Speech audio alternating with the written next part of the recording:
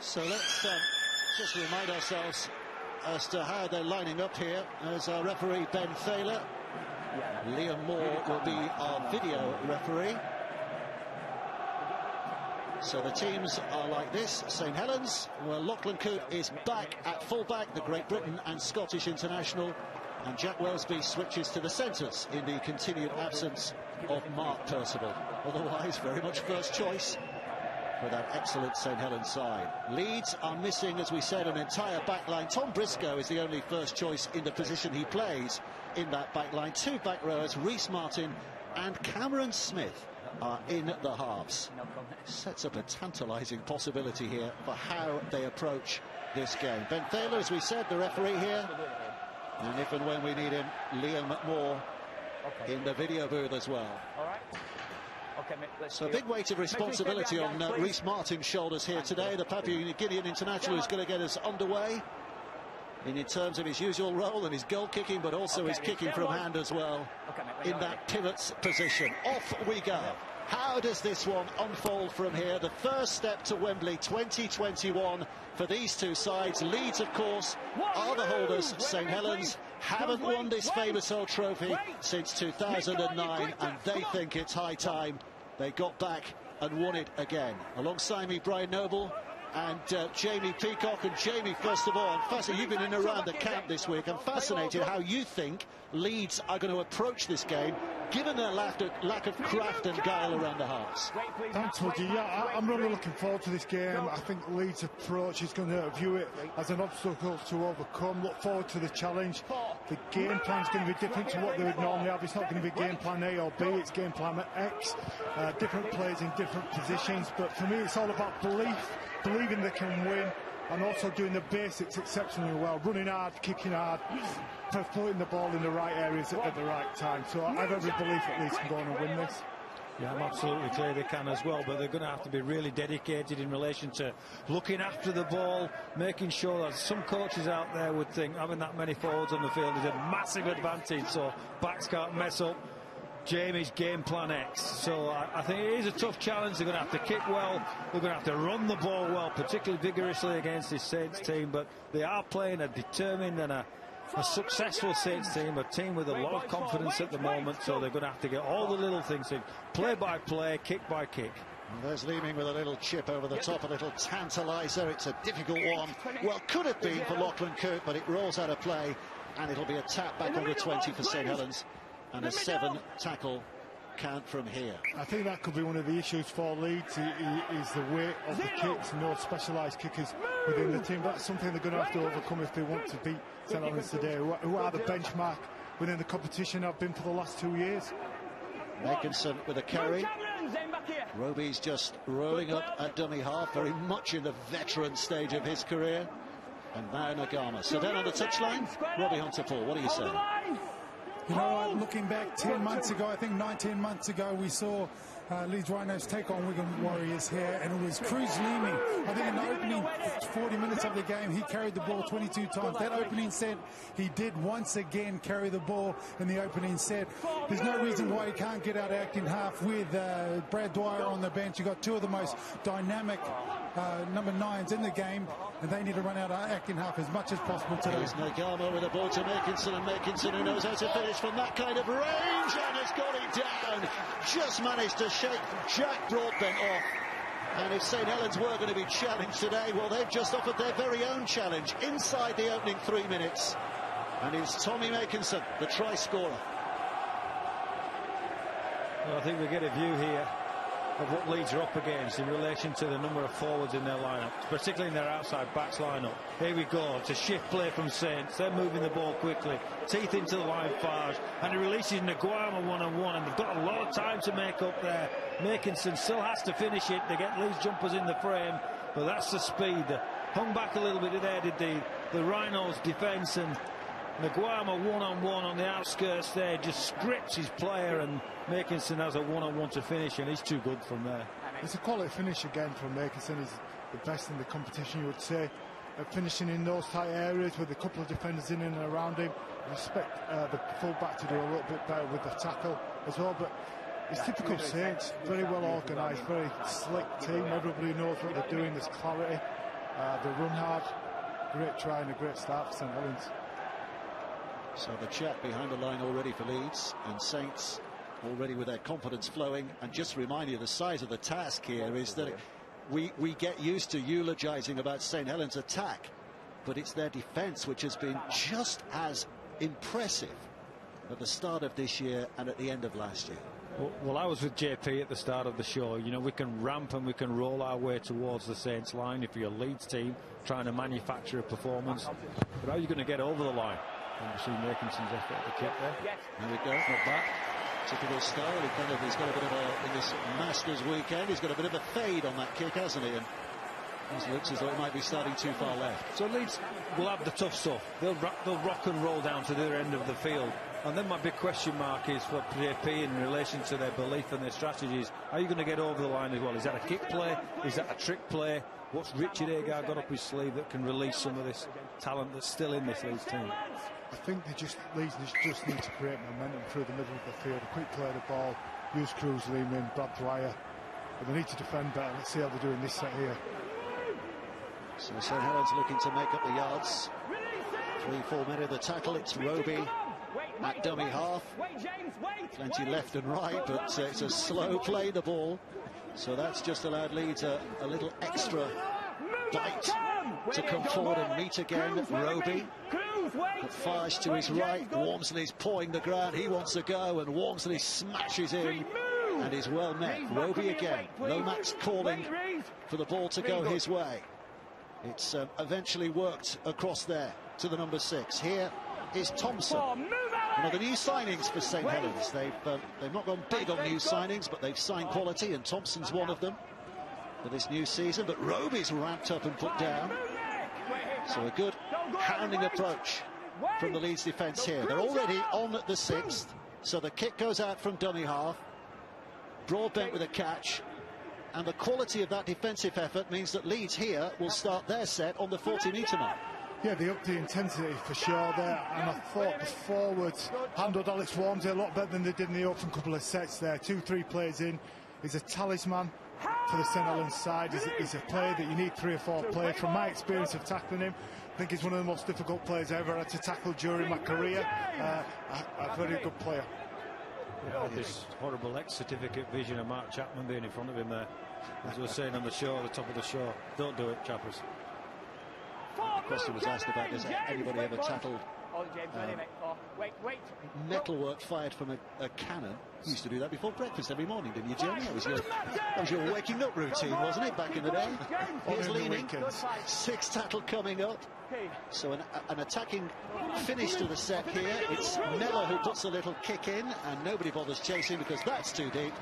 And it means again that St Helens gets 7 tackles starting back on the 20-metre. Yeah, that's another example of what JP alluded to there. You've got to have a bit of touch on your kicks to keep them at this end of the field.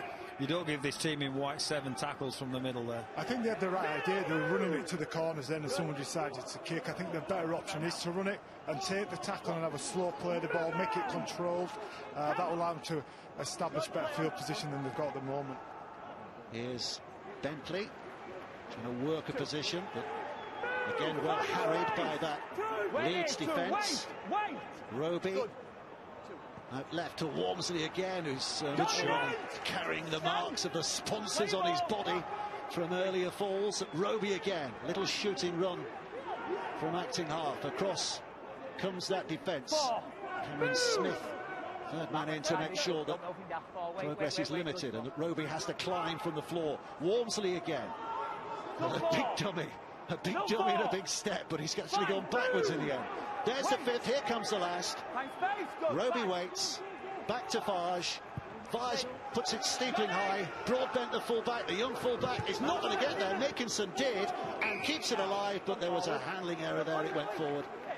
And so Saints get it back, but there's danger there again, isn't there, with that high kick the way Makinson got there. Yeah, they're kicking to the right man in Makinson, and when you watch Saints, I just enjoy watching them. It's all calm, controlled, composed. Tell you what, Tetevano did not put a shot on Theo Fage there. Theo Farr was looking to Ben Thaler, the referee, saying, "You're going to help me out here." He said, "No, get on with it, mate." Got a shot. That's the reason why they signed Tetevano. They wanted somebody, an emotional leader, somebody could inspire by his deeds, by as much as his words. And from the games I've seen this so far for the Rhinos, he's done that. Well, there's a head knock here. Sione Matortia is just having a little bit of treatment on the field, and I think they're going to bring him off, I think, for the head inspection. Yeah, a couple of weeks ago he was off, wasn't he? Remember, he tried to tackle Polio for Salford and came off and was missing for a couple of weeks. And he comes to the sidelines, and Louis McCarthy-Scarsbrook will take his place. So Leeds start from deep. Wait, Luke, just wait there, mate. Let's wait. Everybody get on. We're okay again. So Leeming stands and waits, and Leeds looking to force the issue again here. Holders, of course, sixth final since 2010 Leeds. They've got real pedigree in this competition, and they can point to a form guide of having won their last 3 Challenge Cup ties against St Helens. But to balance that out, St Helens can say that they've actually won their 6 games in Super League against Leeds. So one way or another, you can prove a point with a stat. Leeds up towards halfway. So looking vibrant. It's a good way to play. 6 again. Space. 6 again, just holding down too long. It's the rule that we saw introduced last year. Instead of giving a penalty, the referee waves another set of 6. So Leeds have got the advantage here to try and get further down there. Tetevano with the carry. Leeming. Just holding. Waiting again. Slowish. Right it goes. Here comes Pryor. Matt Pryor. Well, they're eking out ground. They're eking out the yards. Leeming comes to this left-hand side again. It's going to be taken by Tetevano. Back to where it came from.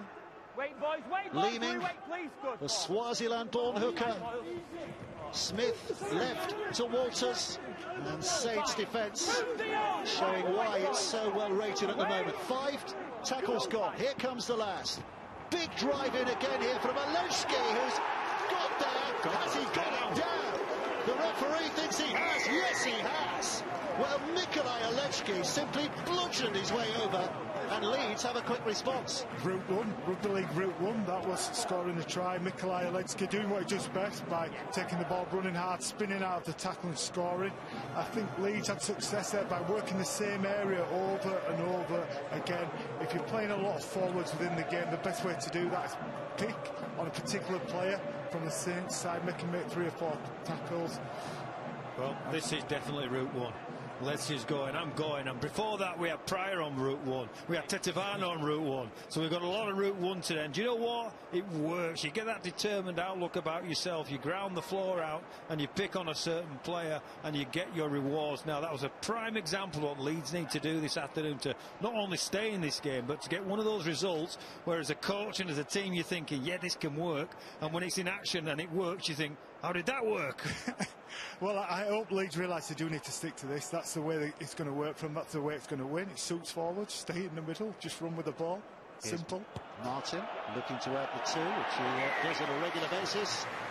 And over it goes for 6 points apiece. Just speaking about Nikolai there, they feel he's got a big future at the club. You know, I feel this could be a great year for him.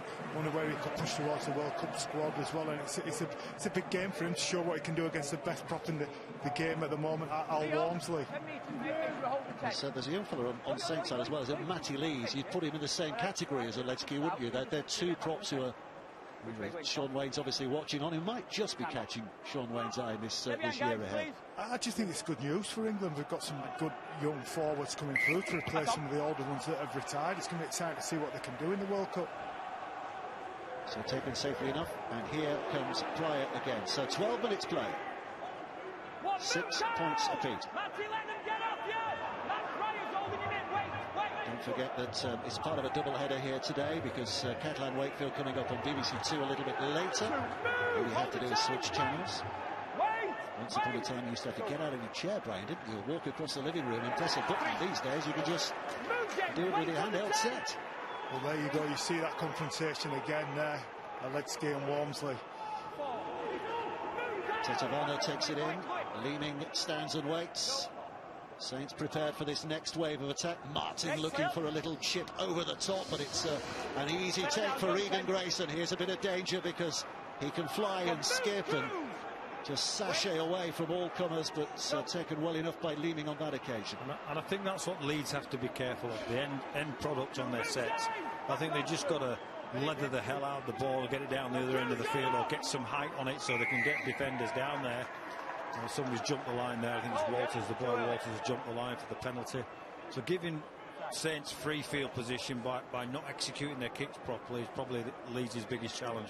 You want to be defending St Helens in that half, there's no doubt about that, and they had a good set finish with just a poor kick. You can't get away with too many of these kicks against a good side like against St Helens, because now we're going to push the ball around here and really test Leeds' decision making with players in different positions. That can be their Achilles heel in this game. Well, here's Kyle Amor, who's on the field from the interchange bench with an early carry.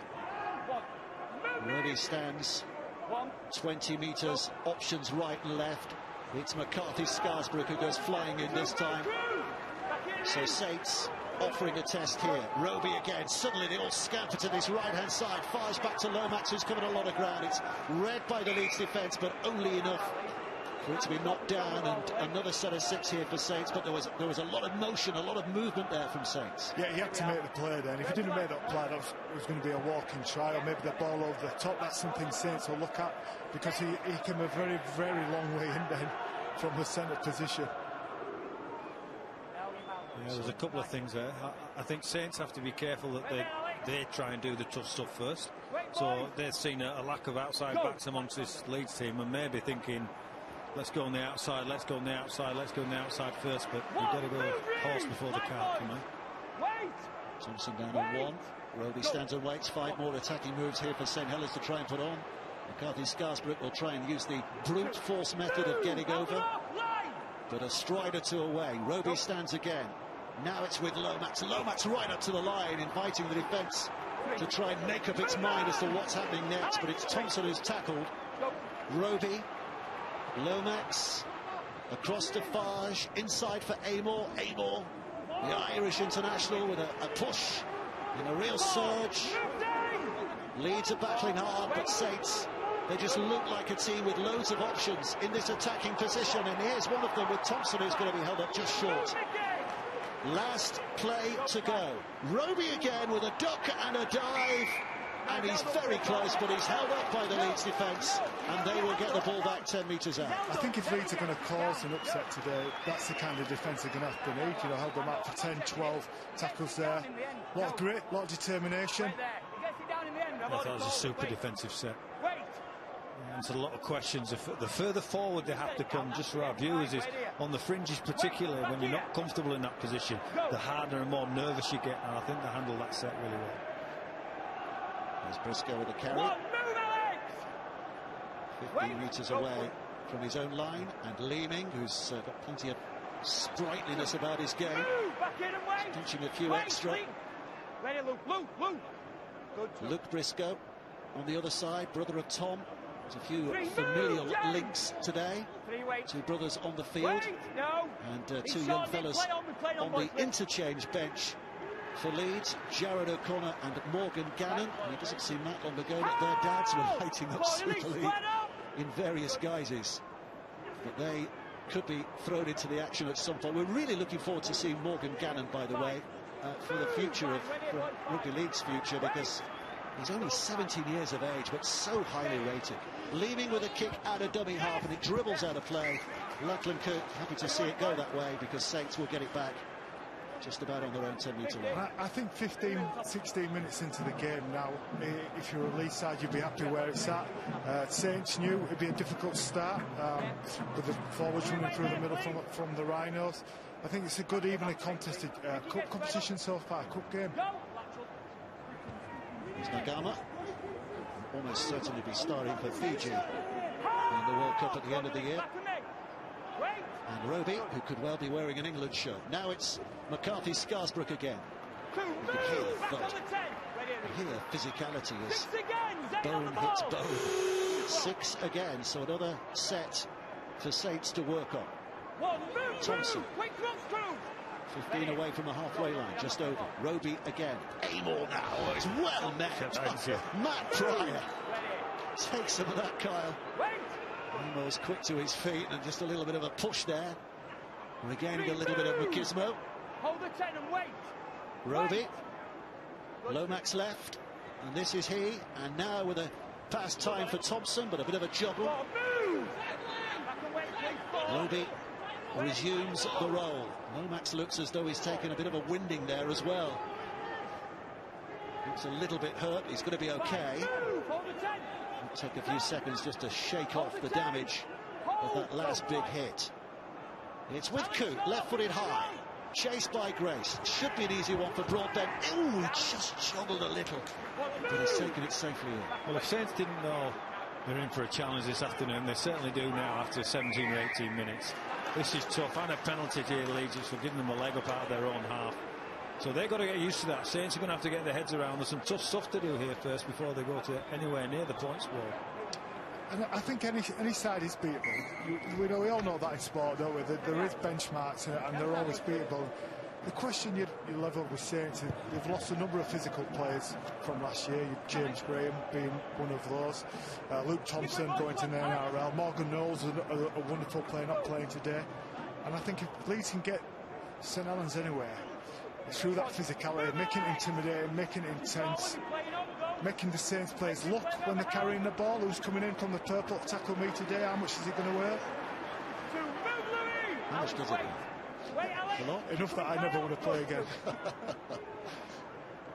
So Leeds trying to keep it mobile. Saints defence is quick. Off the mark, closing things down. Leaning. Waiting here at the feet of Waters to get another set of 6. So there's encouragement for the visiting team because they can put a real attacking shape to the next 3-4 plays here. It's with Pryor. Just twisting and turning and gaining ground and setting up position. Sucking in 3-4 defenders. Leaning. Just pushing away. Bentley's attempted tackle and going right and almost opening the door. Sutcliffe is put down, but quickly again. Martin. 3 of them. Hand him down and put him down. Leaning. Less than 8 to go. Back inside to Cameron Smith, the pivot in inverted commas today, or one of them, and 1 play to go. This is Leaning. He's got plenty of runners, tries to work a passage himself there, trick his way through, but he can't. He's going to go down. Saints will get it back, and I think we might have some injury news down on the touchline. Tanya. Yeah, problems for St Helens. Matty Leeds came off with an injured left ankle. He's got his boot off, ice on it, and is unlikely to come back on this afternoon. That's an early blow for Saints, isn't it? That's one of their props. Interchange props gone. There's another big bopper out of the way in an afternoon where they're going to need everyone they've got, because Pryor and Ledsky and Martin and Tidevano, they're leading the way here, bashing the white jumpers, but they've still got to be careful of the quality. We saw Cruz Leeming run the ball on last play there, which is not a bad result. 5 metres out from the line, they're handing all the ball in the right place. I think Cruz Leeming's enjoying this, watching him play. He's in charge in the middle. There's no half-back telling him what to do. He's running the plays, and his forwards are creating space for him. They've got intent in a lot of the things Leeds are doing. Saints showing the championship's qualities, riding it out. The thing about Saints as well is you can expect them to score from 90 yards in, can't you? They have that ability, that flair, that magic, that taste. They've just some wonderful players. They've got a great structure that they all understand, and they've just got high quality players playing within that structure as well, which makes for an incredibly dangerous side. It's an awkward kick. It's not a 40-20. It was well outside the 40 from Lomax's boot, and it has given Leeds back possession, but time now for Saints just to shape up again in defence here. It takes a lot of energy to play this way. It's not a simple thing to do for the team in purple, Leeds, so you'll get a lot of people running on and off and can't have a rest and can't have a rest to keep the kind of intensity and energy they'll need to maintain their challenge in and around the middle. And Saints will be waiting for that. They'll be waiting for their moment, because they're a clever and an astute team as well. They'll look to attack the weaknesses. Yeah, more problems for St Helens, because Sione Matautia has failed his head assessment and will not be coming back this afternoon. So that's 2 forwards they've lost, St Helens. Well, they're down to 15 players. And how long have we played? We're just about midway through this first half. This balances things out a lot, doesn't it? Hugely. It makes a huge difference. You know, if you're looking for good omens as a Rhinos coach or a Rhinos fan, to have 2 forwards missing, and Leeds are playing all their tackling and all their plays through the middle. There are going to be some players do some big minutes out there for Saints, so towards the back end might get fatigued. Donaldson down and up, and Leeming picks up and just looks for a scattered kick towards a touchline and finds it. So again, a controlled end to the set, which means that Saints get it back, but only 10 metres from their own line. So Matortia gone, Lee's gone. A bench that includes Lewis Dodd as well, the 19-year-old who's a scrum half, isn't he? So it's 3 forwards from the bench who'll be sharing the duties now. McCarthy, Scarsbrook, Amor and Ignatius Parsi, who's been missing for the last couple of weeks as well. So let's see how this unfolds. 6 apiece at the moment. Well, if you were writing the script and the rugby gods had anything to play in this, you'd say Leeds have been in favour at the moment with the kind of rugby that they want to play. And the fourth mistake from St Helens. So while we wait for this to reset, Robbie Hunter-Paul has some thoughts.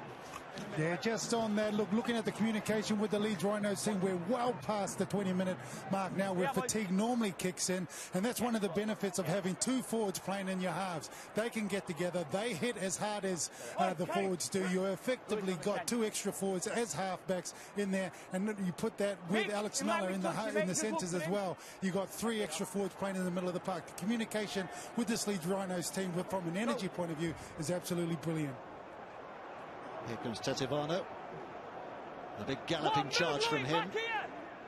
And Leeming, again, in a slow base, looking to get things going again. It's in by Pryor, but it's a forward pass, and now it's Saints' turn to celebrate a mistake from their opponents, which hands slight advantage back to them again. Yeah, this is like rolling thunder, isn't it? Leeds are the rolling thunder. What they're going to be careful is that Saints might be the streak lightning. So you know what I'm trying to say, Woodsy. I know exactly we've done this before. Very good there, Brian. Thank you. I just think the Rhinos' belief in their game plan is increasing. It will be increasing. Richard Agard will have had to sold them a game plan during the week. This is how we beat Saints. We've got lots of players out. Oh, McCarthy, Scarsbrook's lost it. Maybe that was an anticipation of what was coming his way. And look at this position again here for Leeds. We had a look then. 6 again on the ball. 6 to go from here. Here's Alechki. Dragged himself over the line not that long ago and very nearly bust that line again. And it bursting at the seams. Here's Walters. One of the many ex-England Academy players on show from both sides today. Less than 8 as Smith gets to his feet, and Leeming comes out to Tetivano and Martin. They're trying to unpick that St Helens defence, but they're there in numbers. And Leeming waits again. Alechki to his left, but he's gone right to Martin, and Martin is held up by 3 very willing defenders there. So they're running out of plays, but they're still offering a real threat to Leeds here. It's a twist and a turn by Alechki, but they know him this time, and he's put down. 1 play to go. Here's Leeming. Queuing up on that right-hand side again, those Leeds players. They're trying to get numbers there, but the handling wasn't as crisp as it needed to be. And Saints survive, and the body language looks like they are a team who feel like they've just survived. Tom Briscoe just wasn't as tall as he needed to be, because they'd opened up the door there in really. They had 5 bash plays, and then this ball here is just Tom. That's to the centre, isn't it? It's Alex Miller that gets his fingertips to it and takes it away from Tom Briscoe. But they're 2 men over there, so they can create space as well. And I think for Saints now, the key is to complete. After the last 2 sets, they've had 2 soft errors, 2 easy errors. With 2 players now not able to play, only 15 players fit. They need to complete as high as possible to finish this set, and a long kick down there and a great kick chase as well. So look at possession. Leeds have got 52%. They'd have settled for that before the game. Just that slight advantage in that area. And a lot of it has been down at the end of the field that they want it to be. And even James Rovey is making handling mistakes. And again, Leeds have a set of 6 inside their opponent's half. Well, I think that was a big man. I think the bashing Alex Walmsley, and I think he dropped the ball on playing it there, Dave. And right. I think that's another indication of what Leeds fancy doing to the Saints team this afternoon. Just with Leeds as well in this set, they need to throw more at the Saints defence than they did in the last set of 6. They need to use Cruz Lehman. He needs to be running out of there with options with ball runners if they're going to create any kind of chaos or create at least a quick play the ball, which then they can go off the back of. That's how Mikolai scored his first try. Nella, and a little scouting run from dummy half. Leaning. Brad Dwyer to inject his brightness into the game when he comes on at some stage as well. This is Tetavana, and he's left it behind, and now it's Saints' turn to pick up. And again, a big sigh of relief from those with Saints at heart, because that's a pass off the ground, but not from a completed tackle, so that's gained them extra yards as Roby carries well. Coote. Lachlan Coote. Just about the halfway line for Regan Grace. Welshman has got magic in his boots. Regan Grace, we've already seen some spectacular tries from that young man's career. And likewise this, Tommy Makinson. But it's all about gaining yards at the moment. Roby. Bentley. And a high tackle. Slipped above the shoulders there from Alex Miller. So a penalty for St Helens. I think Bentley's been one of the great finds for St Helens. I think St Helens have got a good history of bringing players out of the lower division. Alex Warmter being one of them, Bentley being another one coming from Bradford. And going for goal just speaks about how torrid I think Saints have found it out, and the respect they've got for the Leeds defence at the moment. He's a Leeds lad, isn't he, James Bentley? He's Leeds born, isn't he? He was at Bradford's Academy, wasn't he? Bradford's Academy, yeah, but playing against his hometown team today. I like him. He's got a great attitude about him, a very good work ethic. He reminds me of a kind of young John Bateman, really, yeah. I think does he model himself on Bateman? He seems to have the same kind of style, same kind of walk, socks rolled down. It's not a bad bloke to model yourself on. It's a great one of the best back rowers in the world. Yeah. I mean, he's developed from a player with great potential into a world-class player, so why not look up to him? Why not want to model himself on him? So a chance for Tommy Makinson to add a second here. It's from distance, 35 metres out. This is not the easiest opportunity that his side have given him. But as you say, a reflection of the way the game has gone so far, that Saints select the 2 rather than a kick to touch and maybe land another 6 punches on that Leeds defence. So Makinson gathering in his concentration. An empty ground means it's near silence as he prepares himself mentally for this. And he struck it well enough again. Starts it slightly left and fades it slightly right, and it has got the distance. And St Helens do poke their noses ahead again, just by 8 points to 6. Well, there's an indication that Saints know they're in a game this afternoon. But maybe at the start, when they caught that first try, they'd be thinking, well, we're going to run the ball here, we're going to run the ball. After another 25 minutes of being bashed, they're thinking, no, we better get some points on the board here. Well, I think Saints have just gone through a really sloppy period of about 10 minutes and come out of that period scoring 2 points, and Leeds not scoring anything. So you'd be happy as that, within the game.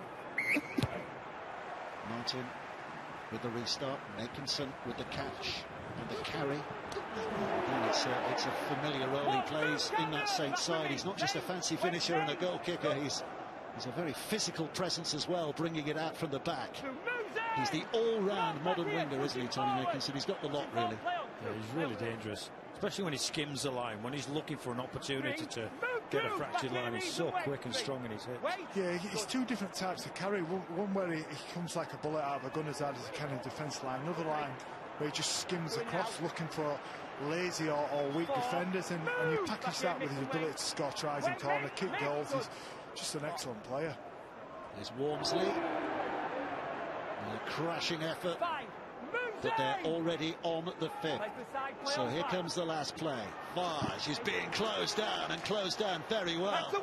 But he does get a second one, and the ref says another set. Well, there's a bit of misfortune there from Leeds' point of view. Sam Walters got out very quickly, but Saints right there looking at another 6 The kick tackles. pressure was too good. Most coaches say get the kick pressure, but make sure you don't touch the ball. But he's about 6'7", 6'8", isn't he? So. McCarthy Scarsbrook. That's a good strong carry.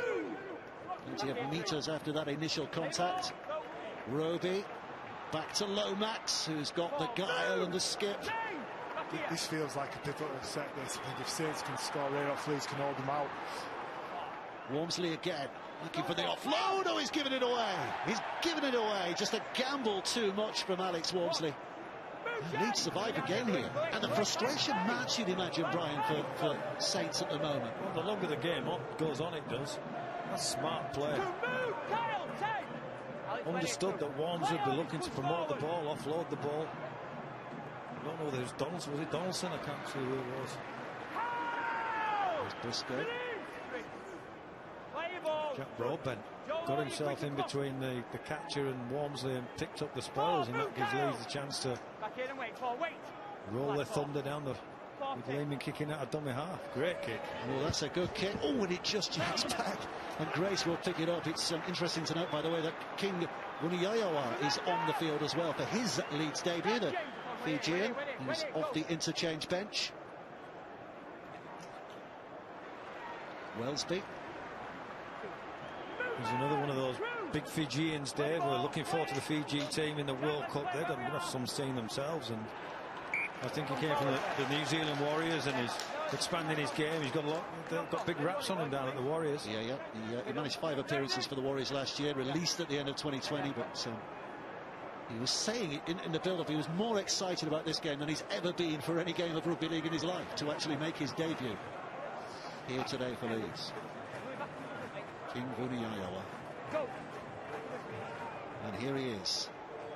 Just Saints are giving Leeds chance after chance today, aren't they? You don't normally see a Saints side like this, spilling the ball, for unforced errors coming out of their own half and giving Leeds opportunity to field position. This is where Leeds miss their halves, I feel. Bit of organisation, bit of direction. Aiming out to Martin, and Martin goes wider still, and Broadbent, the fullback's injecting himself in the line, and it all ends with a tackle on Alex Sutcliffe, or at least momentarily, because back come Leeds again, and Leeming offers it up, and Tetavana will go slamming forward. Another of the new players this season in Super League, the New Zealand international. Leeming, 15 yards to cover, 15 yards for Saints to defend here. But there's only one play to go for Leeds. Leeming, skipping, and here's Reece Martin with a decent kick, just a little bit too far. And Saints get away back with a tap back on the 20 again. Well, I reckon Coach Agar's thinking 80% of this, 85% of this plan we're getting right. Now, if he's got to pick anything up at half-time, I'd say it's those short kicks near the line, 15-20 metres out. They've kicked 3 now, dead in goal. And that'll eventually take its toll on this Leeds team. Like I say, just put the ball through the hands, take it into the corner. If you get tackled in the corner, you get tackled in the corner. Slow conversion, and then get all the forwards wound up, ready to unload into the Saints forwards. There's Parsi, Ignatius Parsi. He's left a man lying on the ground. What a carry that was. There's a bit of treatment required here. 3. It's a monstrous run, wasn't it? It was a huge first carry. Beauty by the What you want beast. off the bench.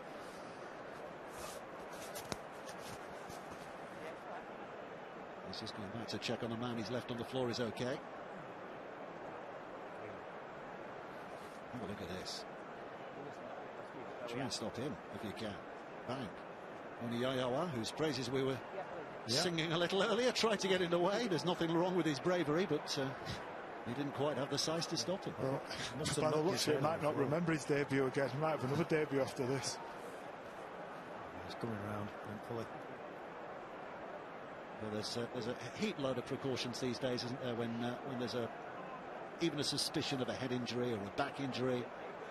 Treatment is complete out on the field, and the medical staff are kings in this situation, aren't they? They take over. Referees, coaches, get out of the way.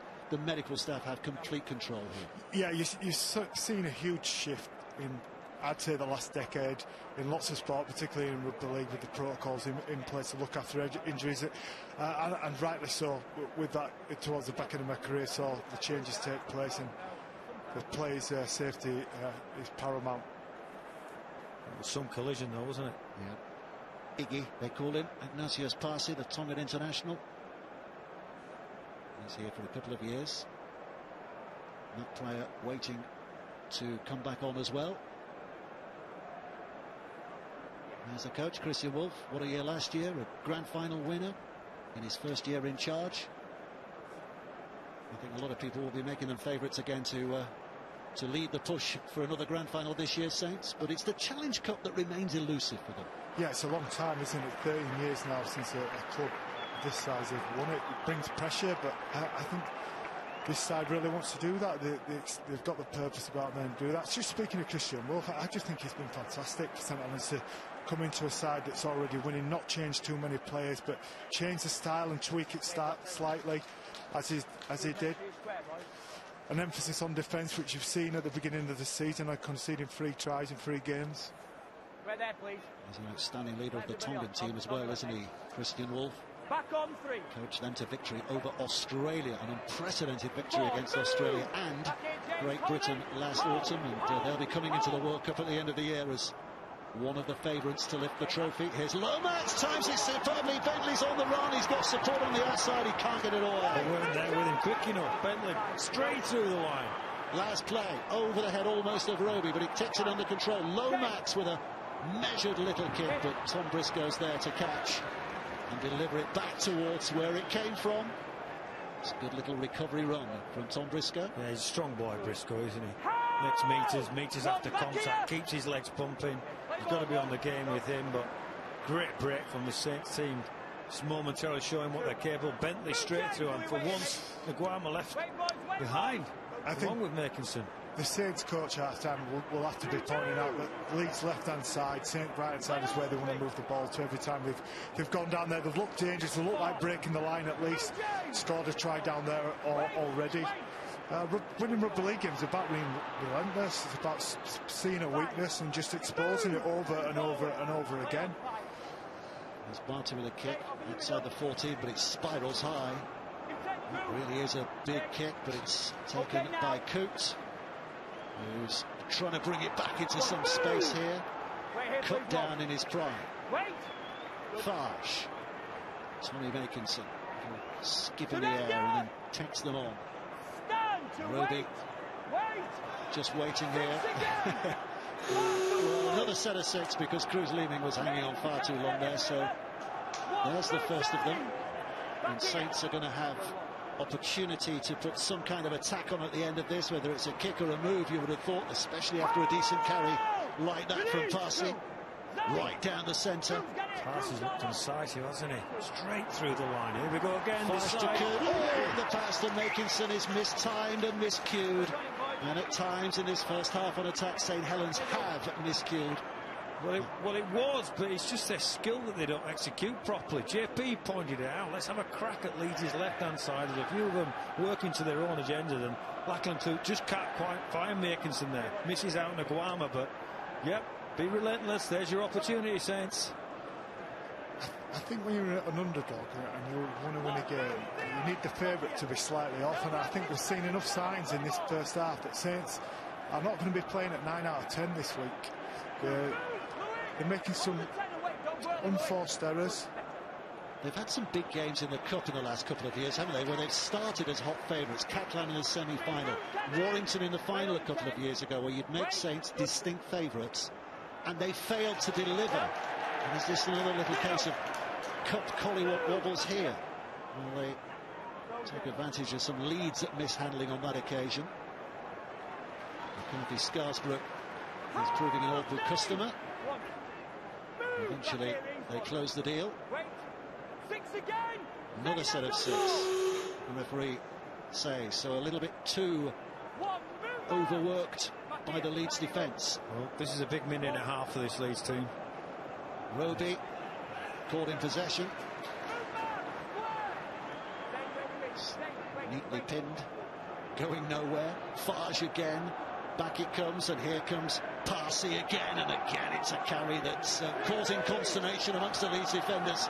The sheer physicality there. Roby spins left to Fars. Fars back on the inside to Amor. Amor puts a big Cumbrian step on to try and get through those defenders that approach, but he can't get there.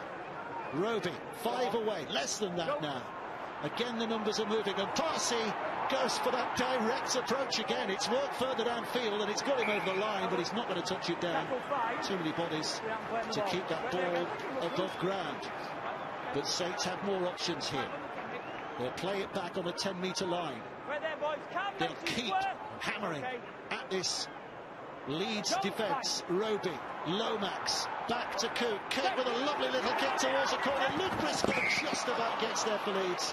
And tucks it away, and there's only 20 seconds to play, so they might not get to the dropout here. They've done the job there, especially Luke Briscoe, because they had the numbers, Saints, again. They had a 3-on-1 at one point there, and decides to go for the kick play, and I'm thinking, keep it in hand, and it's a walk-in from the Guamo. He's making some, see there, it's not a look, and Briscoe's tucked, and there's an opportunity wasted again, so I think coach is going to be trebly disappointed. He's going to be having a proper word with them. Well, the referee stopped the clock, as you can see, with 5 seconds to go, so this is the last play of the half. Farge to Coote.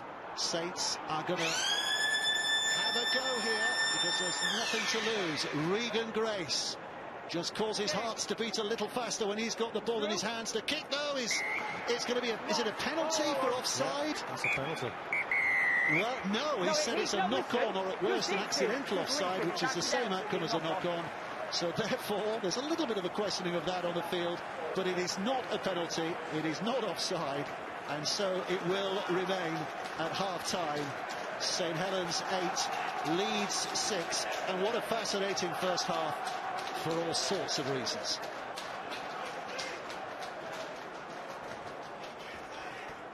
Jamie and his time. Well, Tommy Makins has got a big role to play in the second half, and some of his fancy back colleagues likewise, if Saints are going to steer their way through this Challenge Cup tie. But boy, has it been tough so far in this game. I think a lot of people, a lot of neutrals came in thinking this was going to be St Helens, not by a canter, but reasonably comfortable, simply because of the number of players that Leeds have got missing in the backs and the quality that St Helens have been playing with at the start of this year. But Saints' quality slightly off, and Leeds' forwards have been doing their job, which is why we have this wafer-thin margin at the start of the second half. St Helens with a restart, Briscoe with a catch, and takes it back, and Leeds start again with ball in hand, and Saints start again having to defend. It's still, though, Brian Noble, it's still a question of can Leeds get over the line again? Have they got the craft and the guile to get over the line again as well? Well, that's the big challenge, and I don't think they should shift from what they're doing. First and foremost, they've got to get down to the other end of the field, because that's a challenge in itself. And they've done that with breaks like this, Lehman sniping out of dummy half and picking up an extra 10 and 15 metres. And then they've got to find the dexterity to get over the line if it's not going to be a barge, a quick play the ball and a barge over. So that's going to be a short kick, a short pass, something that they've got in their arsenal. I think the better challenge for me when I'm watching this game is Saints not being too distracted by what Leeds are doing and playing the way that they need to play, probably with a little bit more ball movement, a little bit more execution on their skill, and taking the right passes and the right pass plays. So a reminder again, we've no scrums at the moment because of COVID issues, but even when scrums return, this will still be this kind of game restart, the play the ball restart when the ball goes over the line. Got an interesting little stat that Jamie Peacock's going to tease you with in just a second. It just shows a reflection of the game, but we'll just watch this set here for St Helens to see how they progress. There's McCarthy Scarsbrook. Roby at dummy half. Parsi again. There he goes, the immovable object. He's made a big difference since his introduction into the game. He's looked powerful, hasn't he? Every carry. So Roby, another set of 6 here because they hung on to Parsi too long, which means Saints are set up for an attacking set, and Parsi's involved again and shows some neat footwork here. Never mind the power. He steps away from a gap. He smashed them round the way, then stepped away from a gap. What a player, love him. Roby to Lomax. Lomax up to the line, keeping them guessing, but put down. 2 strides away. Saints started the first half in electric fashion. Can they do something similar at the start of the second? McCarthy Scarsbrook with a settler. So Roby's got options. Passes to his right, offers that threat, but it goes to Farge, and now Amor comes pushing forward. He's going to be held up just short. Just short. Couple of tackles to go. Roby again. Farge off the bounce, spinning it back to Wellesby. He's grabbed a hold of, but has untangled himself and almost threads himself through. So last play. Last play. Farge is going to be the man who makes the decision here. And he's going to put the kick in towards that far post. There goes the aerial threat. There might have been a push forward by Coote. There was a knock on. So Leeds get it back. So this stat, Jamie, that you spotted, that really shows the difference in style between these two teams today. Yeah, that's right. It's just the number of passes both sides have made. St Helens have made over 120 passes compared to Leeds of just 60, and I think that shows Saints have got both halfbacks playing. The halfbacks are in charge of moving the ball around, creating pressure by moving the ball and passing it to different people. Leeds are choosing a different style, a different way of playing. Lacking halfbacks, they decide to play through the middle. Limited number of passes, trying to create opportunity by running hard through that middle, using Cruz Leeming, using the strength of the players. That's a bad error there. Passing with a steal. He's been fantastic, hasn't he, since he's come on. That's what you want from your subs, to come on, make a difference. And every carry he's run's been damaging. Winning the ball by stripping it there's a very smart piece of play. And interesting on Jamie and the amount of passes and the amount of no passes is Saints' success in that last set was on the back of replicating what Leeds did initially. Parsi, McCarthy, Scarsbrook, and then they played like they're doing now. Here we go. Lomax with a pass, and Grace. Well, has he put a foot in touch? Well, the touch was right there. Decided he hasn't, but Theo Farge, I think, got caught late here. He certainly got caught. I think this is something they're trying to stamp out of the game as well, isn't it? Last week somebody was sin bin for a similar kind of offence, trying to protect the ball players within our game, which I think is right. So it'd be interesting to see if he's hit late, or where he's hit him, or how he's hit him. Because Tetevano's not one for bailing out. And let's have a look. So the ball's gone. Yeah, that's late. Not so much illegal, but late. And he was defenceless. What they're saying, what JP's saying for all our viewers is they're pretty defenceless once they pass the ball to these halves, and they need protecting. I think it's when you're blindsided to it, you kind of relax your body. Having been hit there a couple of times before in my career, you're not expecting it, you're not ready for it, and that makes it do more damage than necessary. Yeah, that's late. Farge is just... oh, he's one tough hombre. Yeah, he ain't going to lie down for nothing. He's a tough little dude.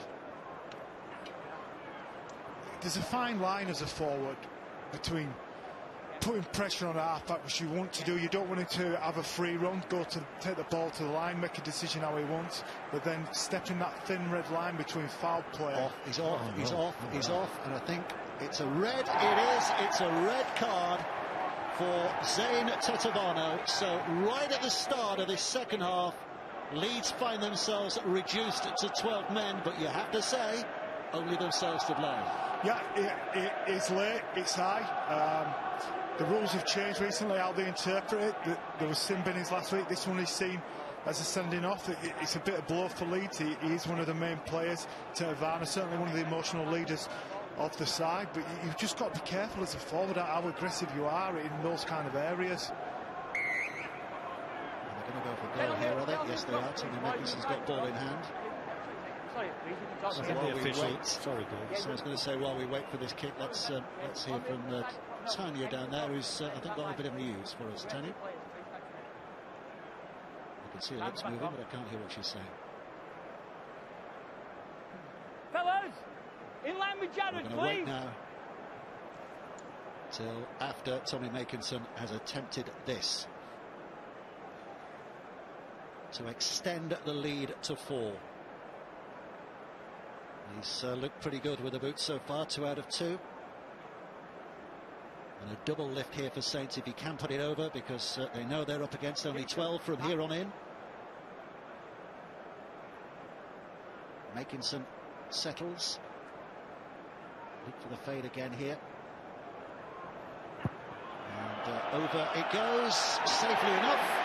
So it is now 10 points to 6. 10. Yeah, Christian Wolf's verdict on that first half was that they were making things hard for themselves. They were a little bit panicky in trying to score every time they got the ball. They just need to be a bit more patient, and that's how they play their best footy. Richard Agar, well, it seems ironic to say it now, but happy with the intensity and aggression that his side was showing. I'm feeling that the finish to the sets, even without a recognised kicker, could be better. But if they go toe-to-toe, they could get opportunities, and another blow for them. Not surprising that King Vuniyayawa will not be back. And just building upon what the commentary team was saying about Passy, he's definitely been a game changer. Now that they're one forward down in the pack, Leeds are definitely going to have to make a change. They did something great with Walmsley. They doubled up on him, they tripled up on him, they got numbers to tackle him. Another way of dealing with him, make him make 400 tackles. Is that possible? That'd be record. Just ask Robbie if that's possible on the sideline. Did he ever make 400 tackles? Not in his career. In a season. Yeah. Anyway, St Helens in possession. One of the stats coming into this game, by the way, Leeds have missed more tackles than anybody else this year. 77 tackles in the season so far, coming into the game. So they've improved on that, I would have thought. There's another penalty here, and this is a difficult period for Leeds. Tackles they've made. But they've missed fewer than St Helens. But St Helens, you just feel, could really build a dominance in the game from here on in. Yeah, I think for St Helens, where they struggled in the first half was gaining field position. The reason why they struggled was too many errors within their own half. First 10 minutes of this half, everything's been down in the Leeds 20 that they've been having to defend. They've not tested Leeds' left-hand side yet. I feel if they go down there, there's a chance of them scoring points, scoring tries, particularly now they're down to 12 men. They're loaded up now on the right-hand side. That's the side I'd like to see them attack if I was their coach. Here they come. Here comes Farge, and now Coates involved as well. It's 2 against 1, but Leeds defence recovers well. Nagama did well to keep that alive as well. And Cook now offering the threat. Roby in. Back to Farge. Spun away to Lomax. Lomax to Wellesby. Wellesby with a flick. And Regan Grace with an open door invitation. Get over there, son, and he did. No problem whatsoever for a player of his quality. And Saints just edge to a little bit more of a comfort zone. It's now 14 points to 6. Well, that's the stretch that they put on you. They nearly brought him on the right-hand side as JP was trying to get... If Lachlan Coote had run there, he probably was in himself. That stretches his Leeds defence, already a man down. And then they decide to go right to left on their side. And his quick hands through the ball. 2-on-2 here, and Wellesby does brilliant, attracts the winger. They've had some wonderful centres at St Helens over the years, haven't they? You know, Jamie Lay and Matt Gidley. Jack Wellesby just excelled at full-back the other week, and that's just an incredible ball from him, from such a young player. I just love watching him play. He's just a natural player. He always seems to make the right decision effortlessly, and he makes complicated, difficult pieces of skill look effortless, and that for me is just a natural talent. Within a natural talented player. Well, I mean, you'd say he's understudy in every position, wouldn't you? He got a run at fullback last year because of this year because of Coote's absence and Mark Percival absent last year. He got a bigger run than you'd expect. But as you say, he's been outstanding wherever they've asked him to play, and will always remember for that try in the grand final. Yeah, and if you watch him consistently, he turns up at the right place at the right time. Did so in the grand final. Here's Makinson, who's settling himself again here, looking to keep this 100% record. Starts it left, brings it right. This time it's too much of a fade. So it remains at 14 points to 6. Jack Wellesby might not be on the scoreboard yet, but he is making a bit of a name for himself in this game. Well, he's one-on-one speed there. And just watch Briscoe come in and try and help his centre, because he's done Sutcliffe. He's got him one-on-one speed. He's frightened, so he's going to get over the line by himself. Tom Briscoe has to think, I've got to give him some help here. Regan Grace holds the chalk, holds his sideline, and it's a flick pass. Exceptional skill from Briscoe and speed. I think it's just it's a great try from a great side. They stretch the Leeds Rhinos side through the right hand side, cause chaos, move players around in the defensive line, then realise there's going to be opportunities right on the other side of the field, but it takes skill and clarity and everybody knowing in the right position at the right time to get the ball from one side of the field to the other to create a try. That's why Saints have been the benchmark for the last couple of years, is that ability to do that. Here he comes again with a big carry. Ignatius Parsi. When the fans come back, I think he's going to be a bit of a fan's favourite, don't you? When he's carrying the ball. Definitely. You'll hear the roar every time he gets ball in hand, especially at this place, the TW Stadium of St Helens. Now it's McCarthy Scarsbrook. I'll tell you what, Coach Wolf's done a good job at half-time revving his forwards up as well. Because irrespective of the send-off, they are far more vigorous this second half in and around the middle than they were in the first. With a kick, Luke Briscoe with a catch, close to his own line, but able to return it and taken high, which means that Leeds get a penalty here to help them clear their lines. And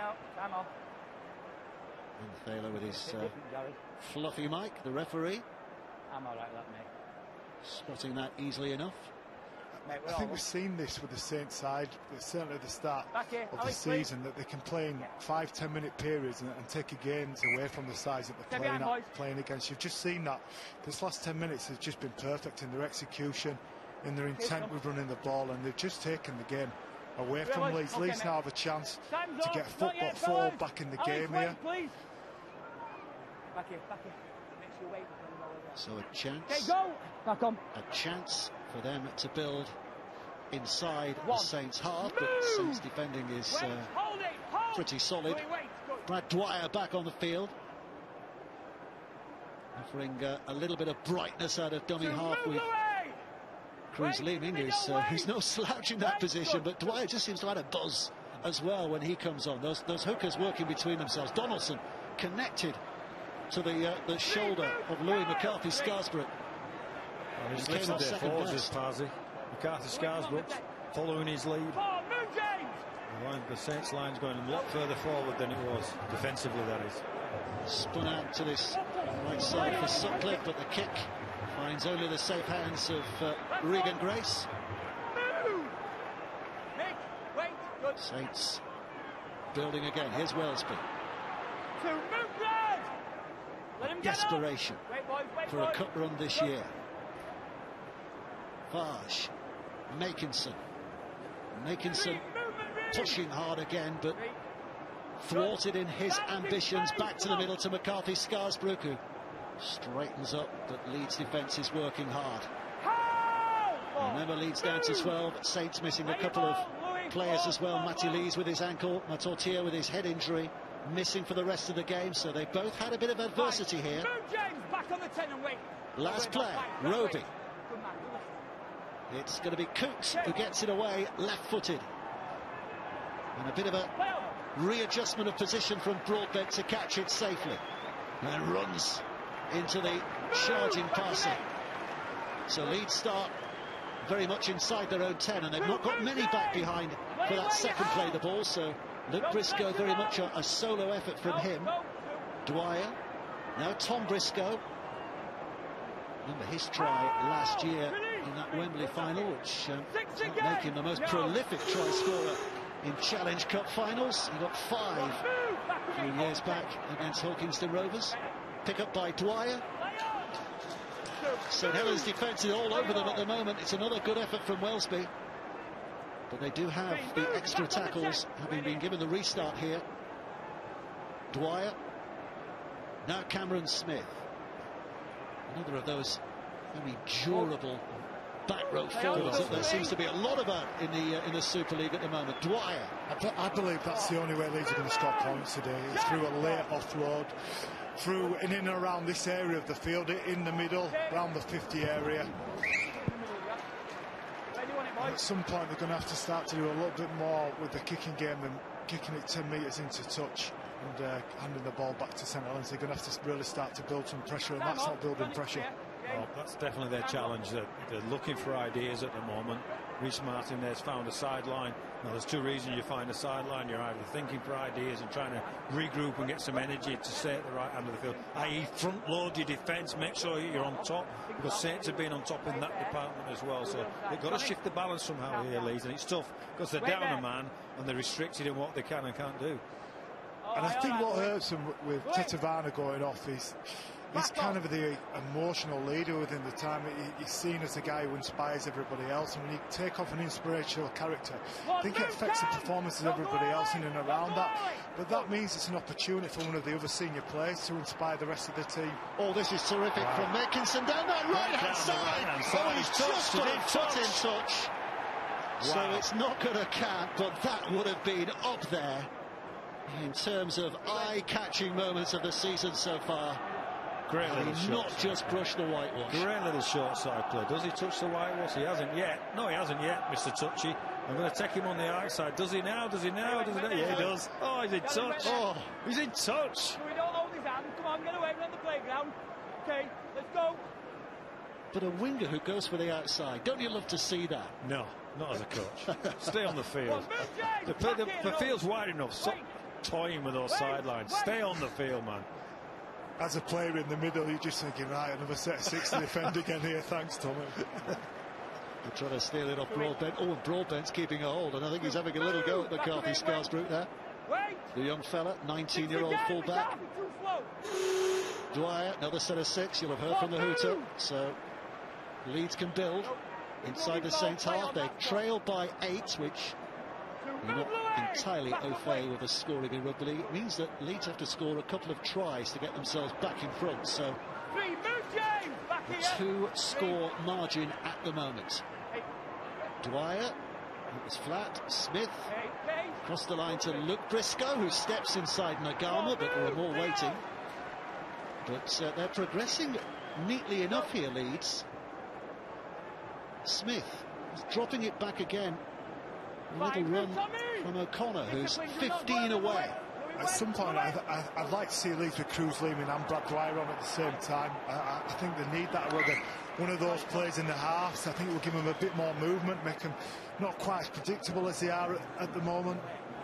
Yeah, they've both got quick feet and are dangerous, so you have to pay attention to them first and foremost as ball carriers. They'll be rolling in and around the ruck. I think the key to that is finding a couple of wins. So for our viewers, a quick play the ball, so the ruck speed needs to be a bit quicker for both those players to be effective. Well, they're going lateral here, St Helens, and that's always a threat, even from inside their 20. But Leeds close down the imminent danger. Wellesby, talk about young players. He's only 20, and he's had it stolen off him. But maybe two in the tackle. Or is he going to? Is he saying he's blown up? Blown up? Play the ball, I don't think he's saying that, Brian. Yeah, I don't think there's a word such as that. So is he saying there were two in the tackle and he's blown his whistle? What I was trying to say. Yeah. Just like play on when you're kids, basically. So Saints will get it back safely enough. Leeds, clutching hearts for a moment there, thought they'd given themselves an opportunity, but they've got the hard work to do again here, because Saints will come at them in the shape of Amor in that first instance. And just trying to grapple him, grab him, pull him down. And eventually he topples, but they took too long about it, so Saints start the set again.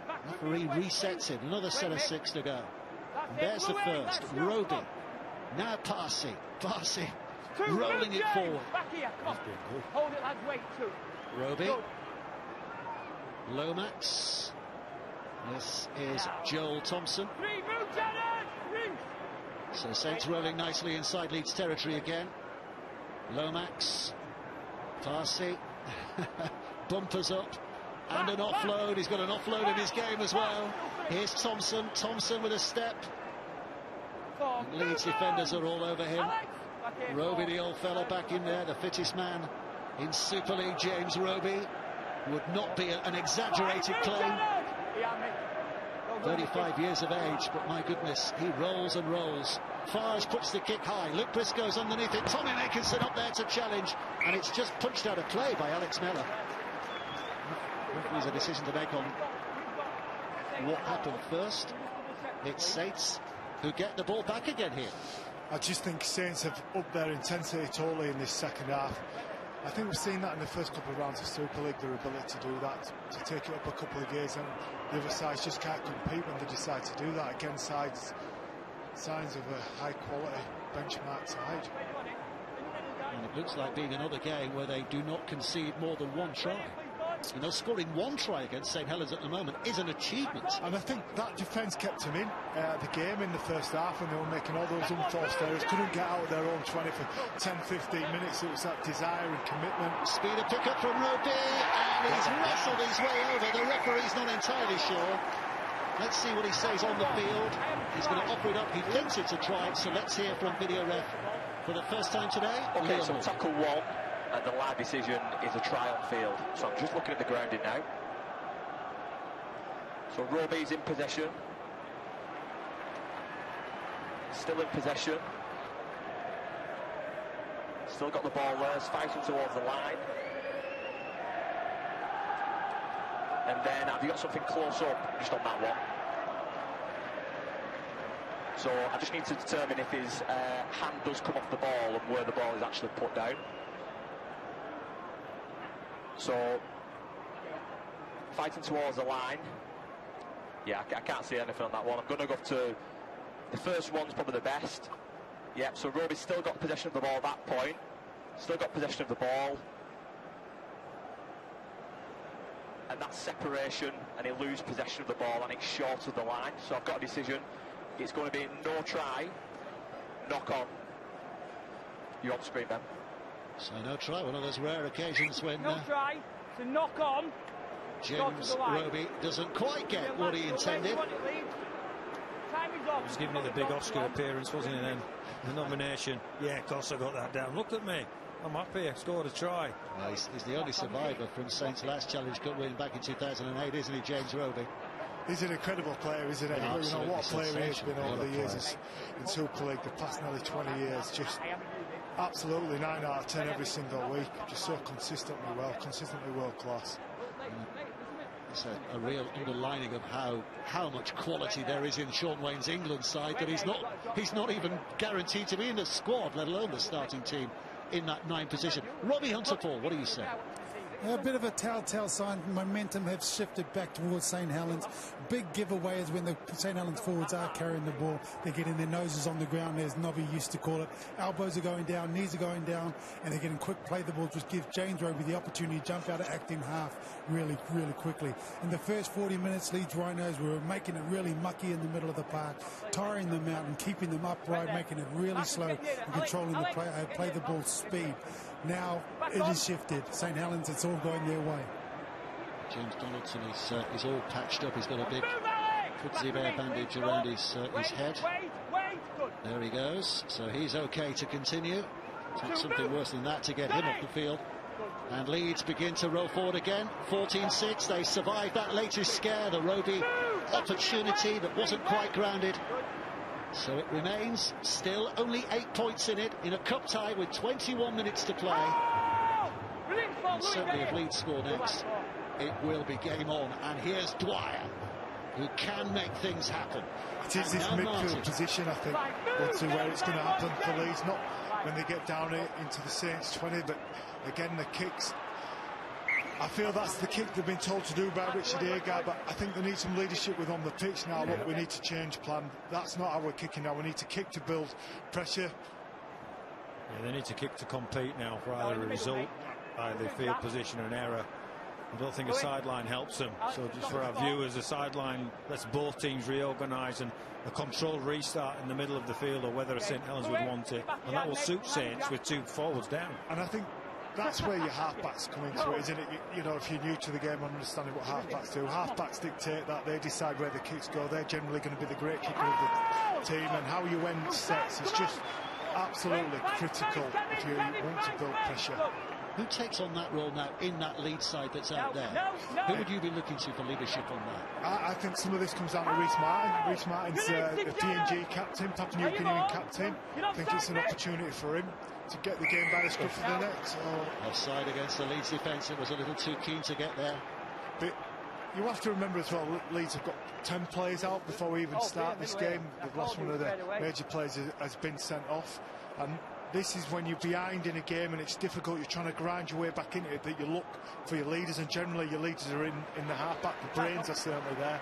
We've still got some brawn out there, but we're questioning the brains, I think. So St Helens offered a platform again, and Walmsley is one to take full advantage. Roby to Farge, passes on his inside, but it's going to go back for Thompson, who runs hard. And Roby's waiting to deliver again. This is Parsi from close range and getting them even closer. St Helens again with that real threat here. Roby to Farge, the little Frenchman with a skip, and now Lomax, the arch schemer. What a pass that is, and what a finish. What a ball to add on to the end of it from Regan Grace. But Johnny Lomax, in a twinkling of a moment, spotted exactly what was needed and delivered a skill level to produce that try-scoring moment for Regan Grace. Well, watch this and wonder. We've been questioning Saint's skill on the touchline, on the outside, certainly in the first half, their execution. Johnny Lomax gets the ball and wham, watch this. What's the speed and the accuracy of this ball that he finds here? Boom, cuts out both the centre and the winger. Easy finish in return for Regan Grace. What a ball from Lomax. There's a number of different decisions to make there, and more often than not at the moment, Johnny Lomax picks the right decision. You know, should he run, should he kick, should he do the short ball, or is it the long ball out wide to Regan Grace? That's the one he favours. It's the right option, and in he goes at the corner, just clinical, ruthless, great decision making by Lomax. Reason why he's in the England squad at the moment. That's got to be instinct, hasn't it? I mean, he's not got time to think there. I think it's just repetitive practice over and over again. We repeat these scenarios within training, so it becomes second nature. It's muscle memory, and he can sum up that situation within a split second. Is it myself dummying? Is it the short ball, or is it the long ball, or is it the kick behind? This time he's decided in that split second. It's a long ball over to Grace, made the right decision. Whatever it is, it's fantastic to watch, isn't it? It's lovely on the eye. And Regan Grace had the real quality to make sure that he took full advantage as well. 2 tries for the day for Regan Grace. He's going to be starring for the Welsh side in the World Cup this year. And the Welsh coach, John Keir, will be alongside a Welsh legend in Jonathan Davies for our second match this afternoon. Catalan Dragons against Wakefield. So we're making some with a lovely kick from the sidelines as well. So 20 points to 6. St Helens now lead. They aren't there yet, but the finishing line, you'd say, is in sight. Yeah, it is for this side, St Helens. I can't see, given how well they've defended so far this season, so far in the second half, I can't see them giving up 3 more tries. Leeds have got a chance. I think they need to chance their arm a little bit now. Leeds, they need to stop kicking the ball into touch, try and push the ball a little bit with offloads in the middle. They've nothing left to lose here in this game, down to 12 men, missing several key players. Well, if this wasn't a knockout competition and Coach Agard had a wee bit more time, I think phase 2 of this strategy would have been some offloads and a bit more expansion in relation to moving Saints around. Like you said, no leaders on the field, probably Reece Martin, a lot of young kids on the field. They've accomplished their task today, probably beyond everybody's dreams, and been in the game for long periods. Certainly within the first half, I thought the first half was a real competition. I think in the second half, St Helens' performance was outstanding before the sending off. I think I've just seen young Gannon going out there. I'm mistaken. Anyway, here's Parsi with a wonderful charging run and has support as well from McCarthy. He's just been awesome. I've loved watching this guy today. He's been one of my highlights of the game. And here comes Coop, and here comes Lomax again. It's another long one, but this time it's a forward pass. Well, you mentioned it there, and I mentioned it before the long pass. He's changed the game for Saints, that guy. He came on when they were getting bashed in around the middle by Leeds. There was last weekend in Super League a fundraising weekend for a great player, Mossy Masoi, who played number 10 for St Helens, and he reminds me a lot of Mossy Masoi, the way he carries the ball, the way he's just huge man running as hard as he possibly can, just causing carnage in the defence. He was gone here, look at that. He's brushed about 3 off and he's off. He gives it to Louis McCarthy-Scarswell, who's slower than him. How's LMS got there? We're here. Wow. What a great sight he's been today. Not if you're a Leeds fan or in particular a Leeds player. Here's the ledge kick. He's on. I can do it too. The Gdansk born prop forward, and there's not many of them to the pound, but he does qualify for England at the end of the year. Here's Reece Martin. Morgan Gannon is on, by the way. We'll hopefully get to see a bit from him as well. The young 17-year-old, of whom an awful lot is expected. He comes from good pedigree. His father was a very good player, firebrand of a player. He's just, I wonder how quick his heart's beating at the moment. He's just standing to the left-hand side. Penalty here for Leeds.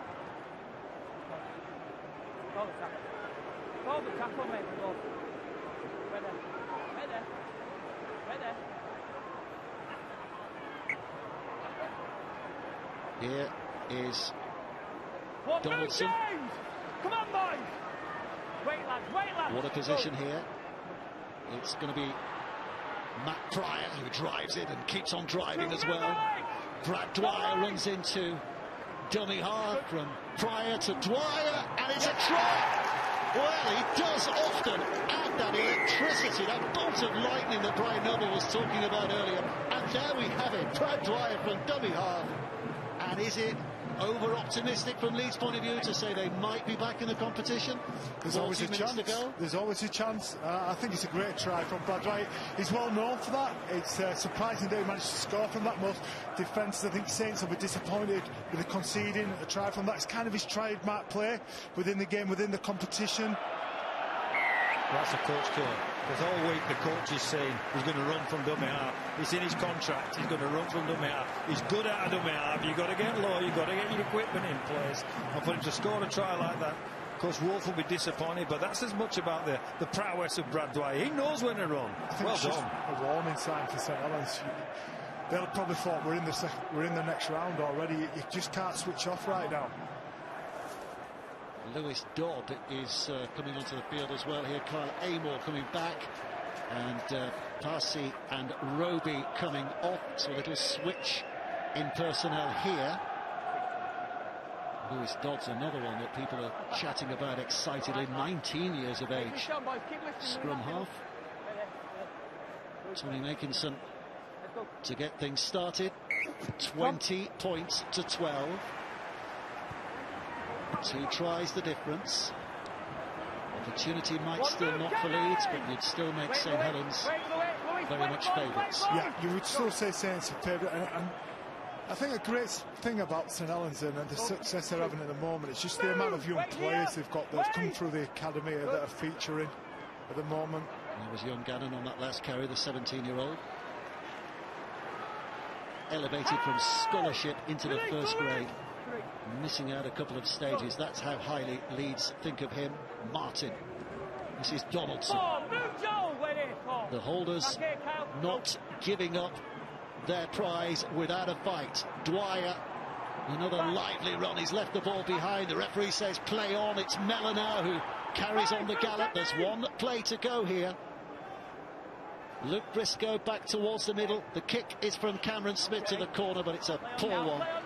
And Lachlan Coote can bring it away. Do you know what? And that's been the thing that's let Leeds' strategy down. And for all the right reasons as well. You have some non-kickers there that are in charge of the kicking game and the end of sets, the dexterity you need in those kind of kicks there. But there's no criticism of Leeds. That's just that they just not had quite the skill set to get what they wanted in that part of the field.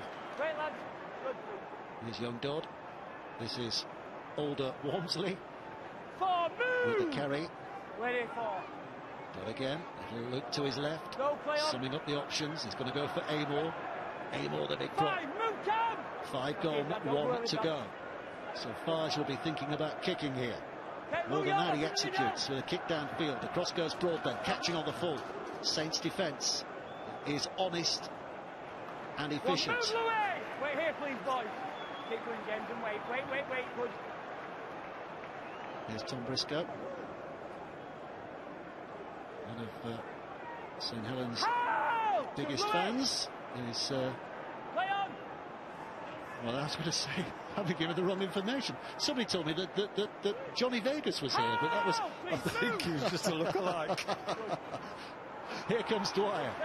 Dwyer with a run. So Johnny Vegas will be watching, I'm sure, because he's a big St Helens fan, but he's not there. There's Mellor. And it's a penalty here for Leeds.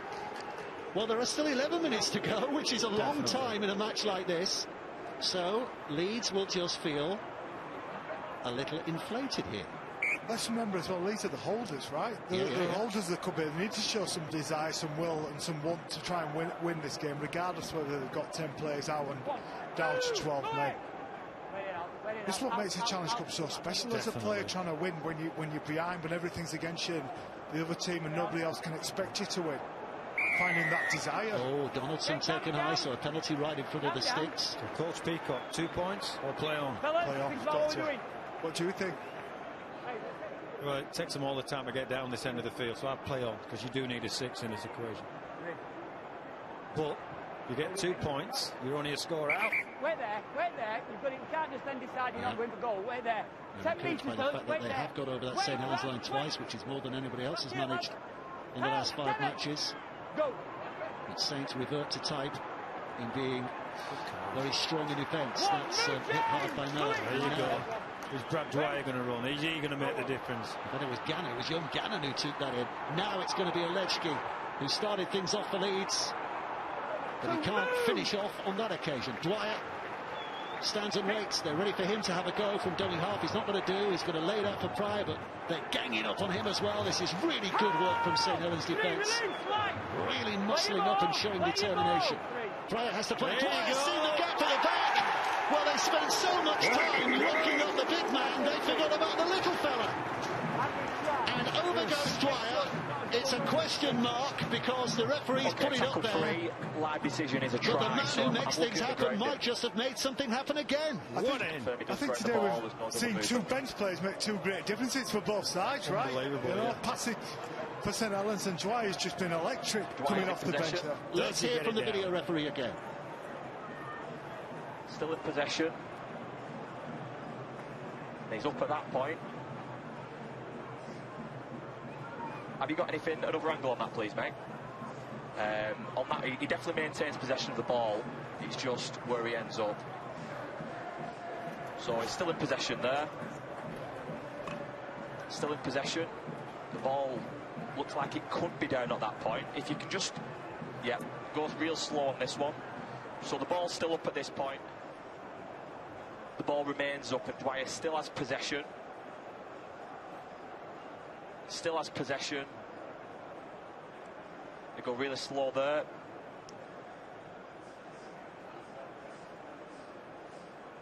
Yeah, this one please, mate, yeah. Still has possession. I can't really see the ball. If you can go back on the first angle you showed me, please. So bearing in mind that the live call is a try and they have to have sufficient evidence to overturn it. I know he still has possession. Still has possession. Doesn't really show me the line at that point. Put the first angle you showed me, please. Yeah, still in possession. Going towards the line. Yeah, just carry on rolling that, please. Carry on rolling that angle. Yeah, given the live decision is a try, I don't have sufficient evidence to say that ball doesn't touch the line. So, Ben, it's going to be confirming your live call, mate. It's going to be a try. You're on the screen. Well, there you go, the explanation. Because he offered it up as a try, the benefit of the doubt goes with the attacking team on that occasion. And Brad Dwyer has just dragged Leeds back into the Challenge Cup. Well, that's Leeds' best play of the afternoon. One in for a Brad Dwyer. Why not? They get over the line. Whatever you want to do, that's our set play. One in for a Brad Dwyer, and it pays off. But this is what we want, right? Going into the last 8 minutes, 2 points between both sides. 2 sides playing completely different brands of up the league. That passes stat is getting even more exacerbated, by the way. I think it's 215 passes to 101 now. The Saints are still doubling the number of movement of the ball than Leeds, but look at the scoreboard at the moment, 20 points to 18. There's a worried coach just at this stage. His side have the lead with 8.5 to go. They have that one-man advantage, of course, which they've had for quite a while now, back since the 45th minute. But Leeds somehow are still hanging in there. Can St Helens do the job from here? Right now, you would say it's an incredibly brave performance from the Rhinos to be missing 12 players down to 12 men and only 2 points down against the champions. Dwyer in a dummy half again. He's a Wigan lad. A Wigan lad is Brad Dwyer. So he'll be enjoying that moment for more than just a Leeds reason. And here he goes again. 10 short of the halfway line. Cameron Smith is at dummy half. Leeds begin to move it to that left-hand side if they can. A lot of belief here, Leeds. Last play in the set. Wind in their sail. Up it goes. Well, too far from Cameron Smith. Again, an underlining of they've not got the proper kickers in the team. And a return from Lachlan Coote. And he's kept it alive. And here comes Makinson, who's seen a bit of a gap there, but it closes quickly. And he's pinned to the ground. Nerves abound on both sides here. St Helens thought they had it in the back pocket. But they don't yet. Parse's back on again. He came on after Dwyer scored that try. It was almost a response from St Helens. We need a bit more down the middle. And here's Walmsley talking about down the middle. Leeds, I think, we're trying to steal the ball there. Still a couple of tackles. Amor sizing him up, shuffling. Right foot to left. Southpaw to orthodox, and then pushing in. And Dodds at dummy half needs good delivery here. To whoever's going to kick the ball, it's Lachlan Coote. It hits a Leeds leg. Reece Martin, was he playing at it because he was advancing? Or does the referee say it's not played at? Not played at. So Leeds get the ball back again. Yeah, it was good from Saints trying to get their way back into the game, create some momentum, finish the set and finish with a good kick. Unlucky there from Lachlan Coote. They bounced off Reece Martin. Good start for Leeds here, just on their foot. This is where they'll win it. This is where they can make and cause some damage against the Saints in the middle. Maybe a late offload or Dwyer again. Just give it to Dwyer. End of it. Dwyer. It works all the time. Why change? What's wrong with them? Just got to give him some ruck speed. If somebody can get their noses down and play the ball quickly, it'll give him a hell of a chance to make 15, 20 metres, which puts Leeds on the front foot. Once you're Saints' half, he's lost the ball. Reece Martin has lost the ball. And St Helens celebrate like a side who might just have scored a try, because that gives them possession back inside their opponent's half, and perhaps more importantly helps them roll the clock down a bit now. Yeah, who would say? I think it's a reflection of what Leeds have done, that Saints are looking to get rid of this last 5 minutes rather than play this last 5 minutes. I think you two have to choose a man of the match today as well, so get your heads thinking caps on as well in these late stages. There's been a few eye-catching performances. Dodds gathered in by Parse. This is a position from which St Helens could win the game here. He's going to be dragged down, in fact knocked down. He wrestles and keeps to his feet, and Dodds goes to Parse, who scoops it up in the air. Amor's battling for it, the ball's knocked on. Leeds no advantage, so still in it Leeds. It was desperate defence from Leeds, and rightly so. Down to the last 5 minutes now, trying to hold on to the Challenge Cup. They are the holders. There's an injury here as well as that Amor who stayed down. Needs a bit of treatment. Both sides, I think, rather grateful of getting a bit of time out here. It is Kyle Amor. Time out and oxygen back in the lungs. How quick is the recovery on the field, Jamie? When you're in this position, when you're running on empty, how quick before you're feeling normal again? I think in this game it's about desire. When you get down to the last 5 minutes, it's about pushing past where you feel you're at physically and mentally, saying, right, I can do this, I can go again, I want to get through to the next round, I want to just give every little ounce and bit of energy I've got and try and inspire the team. Somebody has to run the ball very, very hard here, create momentum, create opportunity for the Rhinos if they're going to go down the other end and score. So Leeds through Aletsky, looking for distance. Saints, their entire line, looking for resistance. Briscoe, Tom Briscoe,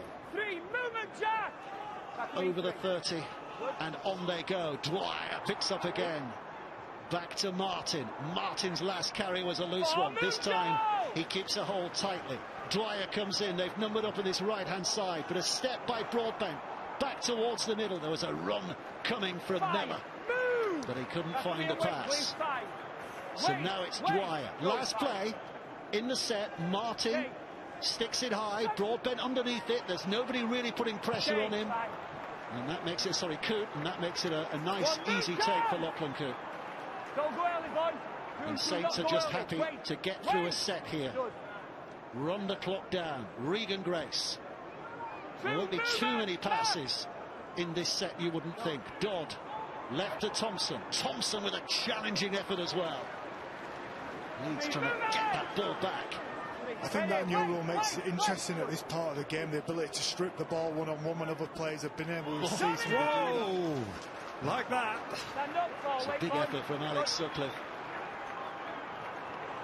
Walmsley. Move! You went tackle, back of me. Do not go early. Don't go early. Wait. St Helens through Dodd from dummy half, back to Farge. Over goes Broadbent. What a kick that was. What a kick, and what a response from Saints defence. And that's the kind of moment that can win a cup tie. That's why they are where they're at. That's why they're the benchmark for Super League, that ability to absorb the pressure, complete the set. Now, a wonderful kick and kick chase at the end of it. It's just every player, I feel, just knows what they're doing for the Saints side consistently. Everybody knows their role. There's real clarity. So it means that Leeds is carry away. He's made all the tougher. Mellor down, Dwyer picks up. Leeming's on the field as well, as is Martin. But St Helens are doing well, but Leeds are keeping it alive. Back it comes to Cameron Smith. Tackle him, and then the kick back for Grace, but again it leads to nothing in terms of opportunity for Leeds. It means that Regan Grace is through, and Regan Grace will run away here and take on his man, and left and right, but Leeds have him closed down. That looked like it could have been game over, but Leeds somehow still hang on. Coote away over to that right hand side, and here comes Nagama. Nagama trapped down, and a dive for the corner. And Tommy Makinson will score the match-winning try. There's not an elaborate celebration because it has been such tough labour for Saints today, but they are through to the next round now, and they finally made sure. Well, Grace with the break. They just couldn't recover Leeds. They've put everything into this game, this Leeds Rhinos outfit. And then it was just a shift play from left to right. As soon as he got out there, they were so tired, this Leeds scrambled defence, that it was just about Makinson in the end. Naguama finds a little bit of space on the run at the end, and he plops the ball down Tommy Makinson to surely finish this game if he makes the kick. Great to watch Regan Grace running, isn't it? Full flight, but again, the scramble defence from Leeds. They get back. They understand how close they are. They understand that they're the Challenge Cup holders, but here's the left to right shift through all three halves. And then Naguama takes the line on and flicks the ball to Tommy Makinson, and it's pretty decent skill in itself, that last play. They're a wonderful side to watch, St Helens. They're absolutely wonderful, the skill they have, both on an individual and I think on a collective level as well. I think it's the two married together that make them so good and enjoyable to watch. For me today, I think both sides have been incredibly committed. I think in terms of commitment, you couldn't have asked for any more from Leeds.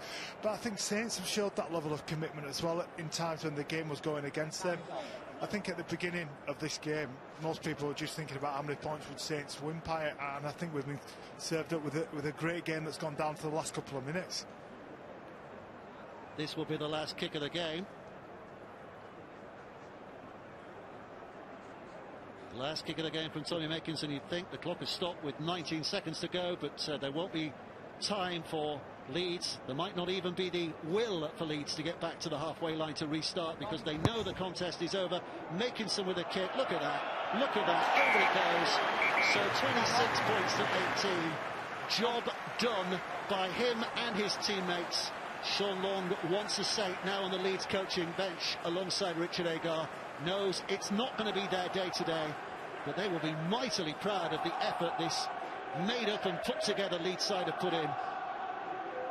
And it's going to be Saints who go through. Well, again, not a great emotional response from the coach Christian Wolff, because he knows it's been tough today. Makinson with another huge leap, just making sure there's no lingering danger at the end. And he won't have time to play it. The hooter will sound. Well, if it is to be Saints' year this year, after 13 years of not lifting this glittering prize, they will look back on the first test they had, in the very first round they competed, as being as tough as they come. Boy, oh boy, was that tough. There's some bruises out there, trust me, Dave, and credit to both teams. They served up what a Leeds and St Helens teams should serve up for different reasons. Leeds will take a heck of a lot of it. It won't stop the hurt of them being the Challenge Cup holders that are now knocked out. So there is going to be a new name on the cup this year, Jamie. Yeah, and I think good sides or great sides can win ugly. Challenge Cup is one of those games where sometimes the performance has to go out the window. It's just all about making sure you're one of the balls in the draw for the next round, and Saints were able to do that. They overcome a poor first half to nail a second half and come away against a valiant, I think, courageous Rhino side who played as well as they possibly could under trying circumstances. So it's St Helens who are through. They've beaten Leeds by 26 points to 18. We'll have plenty of reaction and analysis when we switch over to BBC Two. And Jody, it's interesting with Leeds, isn't it? Because you think they played with 12 men. There's lots of them to be proud about, and yet there's lots that they think they might have just left out there when it came to attacking and causing Saints more problems. Yeah, absolutely. I do think they could have done more. We spoke about ender sets were just not good enough, really, for Leeds. Yes, they didn't have the recognised kickers necessarily, but that's nothing to say they couldn't put the pressure on. There was no kick chase, there was no desire to really get on the end of those, and when you've got the quality of Grace and Makinson and Coote at the back, you really need to challenge them. Sean, very quickly, you know, as Jamie said in commentary, Saints have won ugly, and sometimes you need to do that if you're going to win the Challenge Cup. Absolutely. We've just been saying myself and John, you get to a final, you forget about them games, but I imagine Christian Wolf will be very... It was a good back game, it wasn't the best. Quick one, John.